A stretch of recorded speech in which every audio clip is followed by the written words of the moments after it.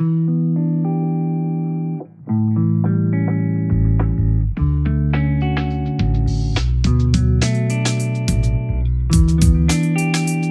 now listening to the Mental Health Check-In Podcast. Good morning, good afternoon, good evening, and good night to everyone listening at wherever time you're listening. Once again, I, Joe Anthony Myrick, am here to deliver what I hope to be some soothing, calming, healing sounds of the Mental Health Check-In Podcast, a podcast that's all about healing. This podcast is all about healing through mental health awareness, something that I hope we can use and learn to help each other heal. Let's just heal together. And today, I hope everyone listening can heal through the words of one Joe Demaro. He's a pro wrestler and a model, straight out of Detroit, Michigan. My neck of the woods, in fact.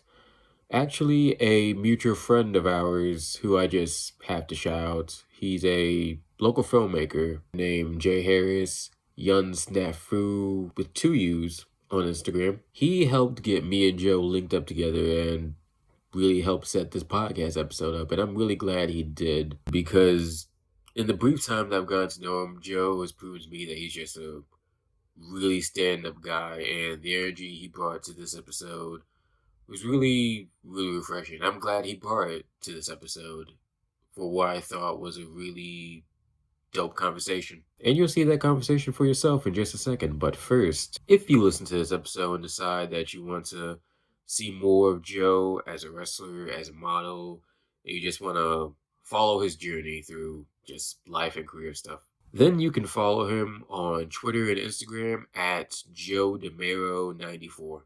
You can also DM him or email him at joedemaro94@gmail.com, just in case you wanted to book him for a match, book him for a photo shoot, anything of that nature. And if you want to continue to follow my journey through this podcast, or rather the journey of this podcast, then you can follow us on Twitter at CheckinPod, Instagram at CheckinPodcast, and you can search us by name on Facebook as well. And you know what? I don't usually do this, but I keep feeling like I need to get in the habit of doing this for 2021.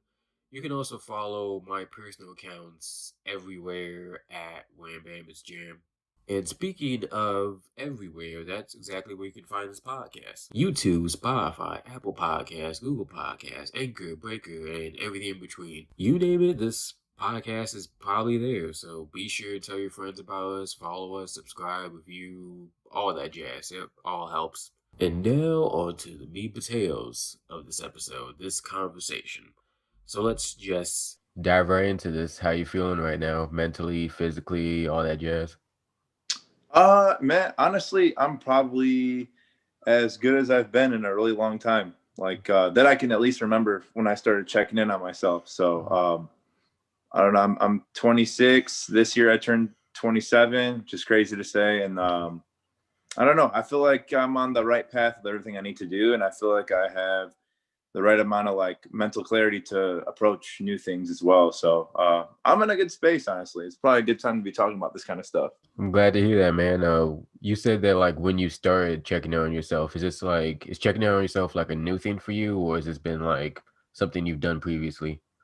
I want to say I was always told, I started reading more into it and doing like little things here and there, like not as consistently to kind of checking on myself and kind of like take care of myself and stuff like that. But it wasn't until like this past year I like really, really had the downtime to get into like stretching and meditation and like taking baths and like, I used to get really mad at myself for the days where I would do close to nothing or feel guilty about not doing anything. And those days I find very relaxing now, like they are for mostly anybody, because before I was like, oh, I'm not doing X, Y, and Z today to further my personal growth, my career aspirations, whatnot, but now I look at them as days of like rest and reflection, which helps me a lot now. And this is something that's like not new to anybody, except I guess it's a little bit new to me because I've always had kind of like a go, go, go mindset. And I always had like expectations of getting like a massive amount of things done. Like everything on this list has to get done today. And like when it wouldn't, I would like get really down on myself. But now it's just like, oh, like I did like these 3 little things today. Like I'm cool with that. Like that's kind of where I'm at right now. I definitely hear what you're saying when you say you're like a go go go type person. Like I used to be that type of person. I guess I still am in a lot of ways. That's why I do so many things, and I guess Mhm. that's why you do so many things too. Like you do wrestling, and you do modeling, and a whole lot of other projects. So I guess I want to ask first, like, why do you do so many things, and how do you find a balance between all? Uh, Honestly, I've always been that person who has like multiple interests, even as a kid. And it's to the point where it was like hard for me to describe myself because I always liked so many different things and had equal appreciation for several things. So everything I take part in is more or less me taking part in things I find pretty big interest in, whether it's like wrestling or making videos or photography or just sharing. Like I'm a big fan of like cyber and like neon aesthetic, so like sharing artwork of that or trying to find ways to incorporate that into my wrestling aesthetic. So and music too, so like synthwave music and stuff. So anything along those lines, and I'm not just limiting it to those few things. It's like I try to show and express everything I have interest in because I like being being seen as like a versatile person, at least amongst my interests, rather than what I do. To backtrack a little bit, like you said that you've been doing a lot of reflecting lately, and I'm sure a lot of reflecting comes with the wild year that 2020 was and just entering a new year, 2021. So first I want to know just like how did your, as far as like reflecting goes, how did your mental health journey begin? I didn't really pay too much attention to it until probably once I graduated from MSU and like moved to Texas and started like a real like salary job, and like that was all I'm doing every day is just like working and paying bills. And that's kind of like when I started to realize like, okay, like this ain't the move. Like not that anything was bad. Like I was very grateful to have like a new city, new job, the car I always wanted, like new friends, like doing experiences in a new city. So it wasn't necessarily bad, but I was feeling very uh unfulfilled, to say it politely. So like that's when I started to kind of take note. And that was like 2016, mid to late 2016. I would say since then, 2017 to 2018 was kind of like a little rough in terms of feeling how I felt and like being honest with myself about how to handle it and coping mechanisms and whatnot. So I'd say like 2019, 2020, and even now is like when I really started to kind of be able to self-identify with certain things, certain traits, personality traits, and characteristics about myself that I was uh, honest that they were good or honest that they were bad. And ever since then, I've been kind of working on it. And I'd say 2020 is when I really like sat down and took the time to like stop and reset, which is I felt like that was the only thing I could do because I got laid off from my salary job, and then there wasn't any of the wrestling events I was gonna do that I had planned.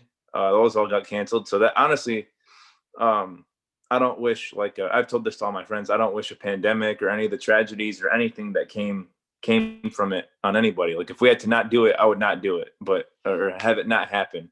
But to say I didn't take advantage of it, that would be a lie. Like that was the first time I kind of like put time together for myself and kind of like realigned and got centered again. And I think coming home to the Detroit area kind of helped a lot with that too. Yeah, I definitely feel what you're saying there. Like it's what everything that happened in 2020 with the pandemic was horrible, but I guess like you, like me, like so many other people, like the only thing you can do is kind of, if not adapt to the situation, then just kind of like look at yourself, look at everything, and just kind of, like you said, reset a little bit, like try to just evolve as a person with the free time you've got. Yeah, definitely. Like this past year was the first time I would look at old wrestling clips or old like photos of like early matches or even things outside of wrestling, like times when I was just hanging out in Austin. And I would look at those before as like, oh, like look at, how much I'm not doing here. Look at how small it was when I started out. But like Now I look at it like, oh, this day was fun. I remember like how hard it was to get on this show, and then like I worked myself up to this part of the show, or working with this guy on this show, and I started to have like a different perspective, like a more grateful, positive perspective, rather than like a stressed out, like I'm not here yet type of perspective, you know? Yeah, I can definitely see that. So what you're saying is that you've also gained a lot of like personal growth just from wrestling as a whole, like as a wrestler in the community. Yeah. Like I was saying, like if I had to stop wrestling tomorrow, right? Which I hope Mm-hmm. to God that doesn't happen anytime soon. I think I can take away a lot from just jumping and going to pursue becoming a professional wrestler, because the type of person I was like growing up, and the cultural norms around being like Assyrian, Chaldean and stuff, like they didn't really like support, not saying they were against it, but they didn't really support like kind of doing something like that, you know? And even outside of the cultural, like breaking cultural standards and stuff, it's just like going for something you think is so unorthodox and outlandish, but it's like the thing you have the most passion about. Like it's so liberating. Like it's so easy for me to express what I like and don't like, and be like very unapologetic about it, you know? So it's helped me be more of myself by allowing everyone to see like, this is what I love, this is what I love to pursue, and there's nothing that can take that away from me. It's just very like very freeing. I don't know. Like I have a lot of mental clarity just from doing that alone. So I'm very fortunate just for the process of pursuing it, and then the memories and the people and the experiences, and the potential for what could come in the future is just everything. That all that is a bunch of extra stuff that I'm hoping also shows up too, or keeps showing up is what I should say. I'm really glad you can find all of that just from the advent of wrestling. Like I think that's really cool. And just on the subject of personal growth and resetting, like I guess I should also ask, like with this being a new year, just as a actual like yearly reset, like do you have any like goals you want to manifest for 2021? Definitely the biggest one is if we can get back to a normal like track on wrestling, just be consistently booked on shows that I've been kind of aiming for. So there's one in Chicago called AAW. I've been trying to get on that. I knocked one off my checklist last week. I wrestled for IWA, so that was a good one. So more or less just being a consistent, like consistently booked, and achieving these bookings on promotions that I've always like looked up to, and there's people on there that I look up to. But another one on my list is definitely trying to get a tryout with WWE. I think I always think of my life in like 4-year periods. So like 4 years of high school, 4 years of college. Like I've done now, I just like I'm 26 and a half, going on 27. I've pretty much done the whole like 4 years of like real life, like after college and stuff. And a lot of that has had to do with like just getting familiarized and set in the wrestling business. So I kind of want to use a tryout as an opportunity to get signed, but also as like an assessment to see where I'm at if I don't get signed. And I don't know. I'm kind of like out of the mindset of like, oh, I'm not ready yet. You know, like it took me a long time. And a lot of people told me early on, uh, you'll never be ready. You just got to do it. But I finally like understand what that means now. It's always a test. It's always an assessment. Just see where you're at, and you might surprise yourself. Cause I know I have a couple times. In just like life in general or like wrestling? Definitely in wrestling. And then, yeah, in life too. Like for example, I'll just use like college for an example. I've always struggled with like math and like technical thinking. Like I've always been a B student at best when it comes to like technical things, right? I'm more of like a reader, writer. I can listen really well, you know, like that's fine for me. Um, when it comes to like math or anything like super technical or like where it requires problem solving, I need a little bit more time. Just I don't know. I guess that side of my brain is not as naturally proficient as the other one. But I've always been so interested in technology and computers and how they work. Ever since I was like a little kid, ever since the first day I used the internet, I just like wondered like, how is this possible? You know, it's like I think it's the closest thing to magic we have. You know what I mean? Just doing a Zoom call like this is even cool to me. With that being said, I pursued computer science, which is in the engineering department at Michigan State, which I knew was going to be like super math heavy, and you have to do all the stuff like get internships and do well at the internships to get a job, and pass these classes with like certain grade. And I ended up like not having too much of an issue with the help of like some TAs and grad students, and like even working together with like fellow students, like my roommates. Like I was able to understand this stuff and get my degree like in that field without a hiccup. So I surprised myself, because while it was challenging and it's not a field I'm strong in, it's again like my passion for tech had me like determined to finish that degree. And it's funny because like I'm not trying to just make everything relate back to wrestling, but whenever I didn't even think about that till now, is like whenever I think about, oh, I wasn't naturally like charismatic, I'm not naturally like out there unless I'm with my friends or people I know. Like I'm not like super quiet, but I'm not the loudest guy in the room with a big personality. So I'm kind of doing that same journey through wrestling to become more charismatic, to become more outgoing, more personable, and try to connect with people, because that's what gets you success in wrestling. But also that's something that helps me grow as a person. So I think I try to find ways that everything is always like interconnected or serving its purpose for one thing to another. So I just think back to that as well, like the college struggle and how I succeeded in that. And I was able to get a pretty decent career going until I switched to wrestling. I can relate that back to my wrestling career, and I hope applying it the same way in its own right will get me the success and the platform I want to get to in wrestling. I think it will, to be honest. Like we talked about before, but like you seem really determined and just being able to tackle challenges like that with math. I think that speaks to it as well. Like as long as you keep that determination, you will succeed your goals. And not even just the determination, but the fact that you seem really willing to like inspire others. Like I get the type of energy from you that like if I go to the top, then I'm bringing people with me and bringing my friends and bringing people who supported me. I Yeah, think 100%, man, 100%. Like I've always been like that, because one, I'm a people person, so it's not hard for me to um talk to people or keep a conversation going, even with like strangers. I feel like the approach is kind of the hardest thing. Like if you're approaching like a guy or girl you like and you want to approach them and talk to them, it's like, oh, okay, this is kind of hard because it's very obvious why I'm approaching you. But like when we get going and talking or getting to know each other or even working together on something, whether it's at training or in a job or anything, like it's not hard for me to treat somebody equal, I think that's where a lot of like my moral and like human empathy kind of views come from. But I don't know. I like if we're training together, like why would if you're helping me with this, it's only right that like I make sure you get the most out of something as well, or you get the most out of what we're doing as well. And hopefully we can get to the same level someday, because it's fun to have good company with you. Again, like it's to a fault, because sometimes you can't really control like someone's motivation or passion or will to do something as much as you can. But I don't know. I guess I've learned from that. you mentioned the training.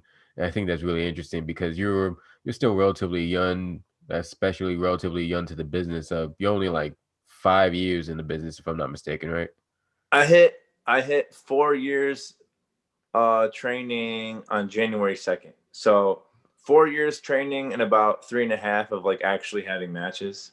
Okay. I think that's a Yeah. big deal to like still be so young and still kind of learning the craft, learning yourself as a wrestler, and you're willing to still give that knowledge to other wrestlers. So I'm kind of curious to know what made you decide that you want to kind of flip that switch so early in your career to from wrestler to trainer, or rather doing both at the same time. So more so for me, it's like I don't know. I feel like I still don't know anything, and I try not to. I don't label myself as a trainer at all. And it's more of like if I'm at a wrestling school and the instructor knows I'm a little bit more experienced and wants me to help out with a drill or something fundamental, I'll help. But in terms of like talking psychology or being somewhere or doing something or doing big things, like I can't really talk too much about that because I still haven't reached those points on my journey yet. And I feel like even when I do, it's not going to be for another couple of years after that. And the consistency of like continuing to do that to where I can at least talk about it.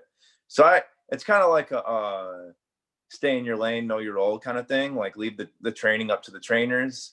and let the kids, or not kids, but let people, like new trainees, learn at their own pace. Um, and if you're asked to help or ask for your opinion, that's when you can kind of give it. So that's as far as I'll go with that kind of stuff, because I'm still learning and I still need brushing up on like a lot of fundamentals as well. But yeah, man, if there's just something small or something cool I want to try out with somebody, it's like, oh, let's learn this so we can both do it. It's not more so like, let me learn this and use you so I can look better, and like only me will know this and all that kind of stuff. Because, you know, I don't know. I feel like you get better when everybody else gets better. Everybody's in a better mood, you know? Yeah, totally. And I think that also applies to real life too. Like not just as far as like good mood, but like if everybody's in a good space, everybody's comfortable, we all just uplift each other for lack of a better term, I guess. Yeah, yeah, yeah. I'm all about that, because, like, you know, for me, if I see someone's down or not in the best mood, uh, it's hard. It's hard for me to like ignore that. Like, it affects my energy, my mood, you know, especially if they're my friend or someone I care about that I know personally. Like, I'm gonna have to, you know, I'll mind my business, but I'll try to like help what I can. So I'm definitely gonna take note of it. 100%. I think that's something that gets overlooked a lot. Like even like when you, or at least when I like go into like certain friend circles, like there's gotta be a moment where you gotta check the energy, you know, check the vibes, make sure everybody's everybody's comfortable, everybody's happy before just engaging. Not enough people do that, I don't think. Yeah, I agree, and that's another thing I got really big with last year is I was better about saying no or not participating or just like getting better at doing my own thing rather than doing something just to get out the house or to just to say I did something. Like I learned to enjoy my own time and my own. If I knew that's the energy I don't want to participate in, then I'm not gonna do it. You know, not that these people were negative or there was people around that I didn't like. Like I don't have any problems with anybody, but if there was something I didn't want to do and I knew it was gonna bring like a certain type of energy or vibe that I wasn't in the mood for, didn't have like the energy for myself, like then I knew to be more comfortable staying away and like just doing my own thing. So I definitely agree with that. And when you're in a group setting, you definitely want the group to be on a mutual type of vibe. 100%. And I even relate to that a little bit. Like, and that's a tough thing to do to say no to just hanging out. Like, It's do hard. It's yeah. hard, man. You get mad FOMO. Exactly. It's tough to like you got like you said, you gotta check your own energy sometimes. You gotta check your own energy, decide, do I have the energy for this? Is that the energy I want to attract right now? And if the answer is no, you gotta say no. Right. To pivot from that a little bit, I kind of want something nice I kind of want to end on a little bit that I think is really interesting. Like on your Instagram page, I found this video you posted of Juice Robinson. I'm thinking it was from his one of his road videos, I think. I And think it was like one of those where they follow him on the road on these New Japan tours. I think maybe from 2017, I want to say 16 or 17. okay, I'm not 100% sure where it came from, but it looked like one of those road videos. And like Yeah. he was talking a lot about just staying happy and just how we're all so small, so you might as well just pursue what is I might have to put a clip in here somewhere if I can because I'm not sure I'm doing the clip justice. He did like he had a really poignant point just about happiness. So I was wondering if like you could expand on what that clip means to you a little bit. So I started to become like really fond of his work in Japan. I knew he was in NXT before, but I started to see, you know, what he was doing in Japan. And I started like searching up videos on him and like interviews and stuff like that. And he actually comes from House of Truth, which I thought was pretty cool. I stumbled upon that documentary or that series that they were doing, like a 3 or 4 part one. And he, in the beginning of the video, he's talking about how his dad did a good job raising him because he's a 27-year-old happy dude who's pursuing wrestling and loves it, and nobody can take it away from him. And the world is so small, and it's like you just got to do what like makes you happy. Like until I watched that video, because I was like working a salary job, like a good job, good paying job. I had no problem like financially. Had my own place in Texas. Like Austin is like one of the best places to be, I guess, for like people who move out on their own. So um, I was going through it, man. I was just like, man, this is a really rough year. I'm so like new to wrestling. Is this really the move? Like, am I just like going through a phase? Like, what's not that I ever doubted my passion or wanting to pursue wrestling, but I would question like if it was really like the path I was meant for. Like, am I really meant to like eventually transition to this, or is this just going to be like I tried it, it was fun, and then I continued working type thing. But until I watched that series and that clip especially, I was like, yo, like he's really doing it out here. It's really that simple. Like he's being honest and he's talking about everything in the grand scheme, not just like trying to hype up wrestling itself. He's just like hyping up needs to be happy as a person. So he does what makes him happy as a person. And I kept that clip in my phone for like I get more than we're going on 3 years now, three and a half years now. So I got it pretty early when I started training, and I would always like jump back to it whenever I was feeling the type of way about like things in my life and how things are going in wrestling. So yeah, I just decided to share it one day, and it got a lot of responses, and I saw a lot of my friends and all that like sharing it on their stories and stuff, which I just wanted to spread that message and what it did for me. It's not necessarily like me posting a cool clip, but like it was so important. I don't know. I just wanted to give people perspective on like going forward, especially after this year we've had, like really put your time towards things you love and want to do, and if you can control like outside of the things you're supposed to do, then if you have that balance, then good. Like let's get there if you're not already there, and let's make it okay to like be open and expressive about like showing that you want to do that. 100%. I definitely Yeah. co-sign that message right there. Yeah. And I guess on like a deeper note, I guess I can't leave this without asking you, like, are you, all things considering, all the craziness in the world, do you think you're the happiest that you could be at this moment? Yeah, that's deep. I'll say this. I think I am, but I know there's things I can do and that are in my control that I need to take care of to make it even a better situation. But in terms of like where I'm at in life, how I identify as a person, the things I believe in, the things I think are right, the things I think are not so right, like I'm very centered on that. So, and if that and relating that to my happiness, I'm cool. In terms of like certain like materialistic things or situations where I could be in right now, like there is some things in my control, but I know, and I'm working on them into making them into my favor. So if I had to give you like a straight yes or no, it would be yes. But if I give you like a addendum or like an extended answer, it would be yes with an asterisk of like, yeah, but I can do things to make myself even better. Um, so that way I can, just relate to others and be like, yeah, we're always improving. It's always a progression.